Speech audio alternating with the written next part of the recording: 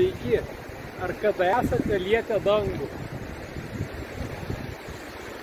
Ir iš čia ir dabar būsenos iš krūtinės centro siunčia meilės ir dėkingumo jausmą į viršų, visatai, kosmosui, planetom, žvaigždynam ir leidžiam savo pajausti, kaip gyvybė iš viršaus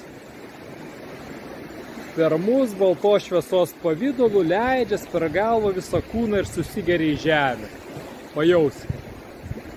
Ir kiekvienoje meditacijoje susitapatinam su gyvybės medžio simbolika, galingos šaknis, kamienas, šakos lapija liečia visatos skliautą, gyvybės rautai leidžiasi iš viršaus į apačią, iš apačios į viršų, mus maitina, pildo, kyla energetinis potencialas, įsijungia savigydos mechanizmai.